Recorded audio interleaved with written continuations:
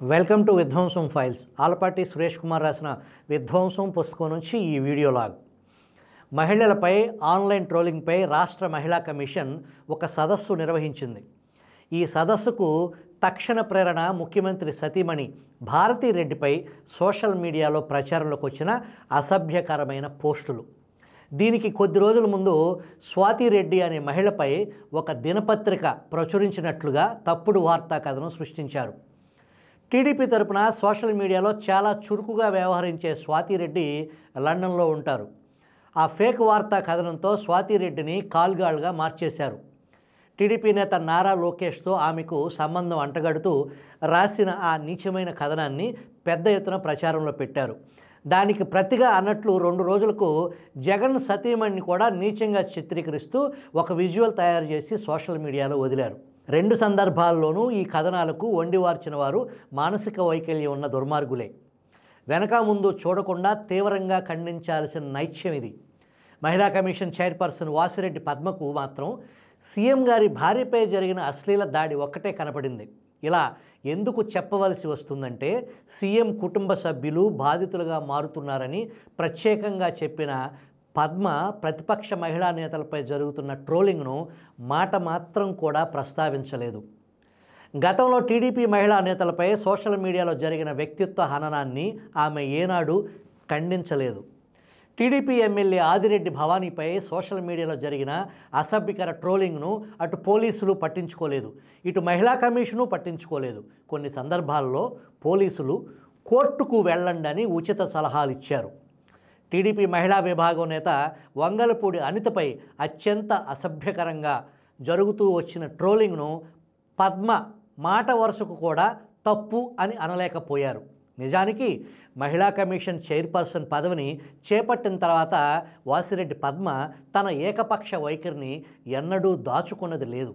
ఆన్లైన్లో ప్రపంచమంతా తెలిసేలా జరిగే ఘోరమైన అశ్లీల దాడులకు గురయ్యి మానసికంగా కుంగిపోయే మహిళల హక్కుల కన్నా అధికారపక్షం ప్రయోజనాలు తనకు ముఖ్యమని ఆమె ఎప్పటికప్పుడు నిరూపించుకుంటూ వచ్చారు.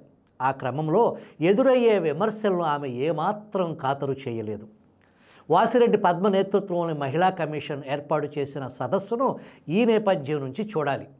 ఎవరికైనా ఈ నేపథ్యం తెలియకపోతే తెలియజెప్పాలన్నట్లుగా ప్రతిపక్ష మహిళా నేతలను సదస్సులోకి రానియలేదు.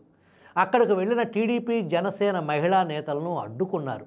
అదేమిటని ప్రశ్నిస్తే ఈ సదస్సు రాజకీయ పార్టీలకు కాదని అన్నారు. కానప్పుడు లోపల సిపిఎం మహిళా నేతలు ఎందుకున్నారన్న ప్రశ్నకు పద్మ దగ్గర జవాబు లేదు. వెళ్ళిన వాళ్ళు గొడవ చేసేసరికి చివరికి వినతి పత్రం ఇచ్చేందుకు కొద్ది మందిని లోపలికి రానిచ్చారు. ఇంత బాహాటంగా పక్షపాతాన్ని చూపితే తాను నాయకత్వం వహిస్తున్న మహిళా కమిషన్ లక్ష్యమే నీరుగారిపోయి దాని ప్రతిష్టకు మచ్చ వస్తుందన్న భయం పద్మలో ఏ కోశాన కనపడదు. మహిళల హక్కుల కోసం నిలబడాల్సిన మహిళా కమిషన్ను ఆమె నిస్సంకోచంగా దిగజార్చారు. వైసీపీ నాయకత్వాన్ని సంతోషపెట్టేందుకు వాసిరెడ్డి పద్మ ఇంత అన్యాయంగా వ్యవహరించినా ఆమెకు భంగపాటు తప్పలేదు.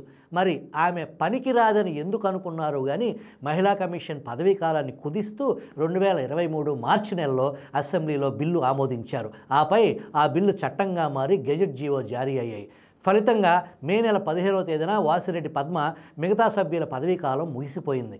పదవీకాలం ముగిసింది కాబట్టి తమంతట తాముగా కార్యాలయాలు వీడాలన్న మర్యాద వారిలో లేకపోయింది.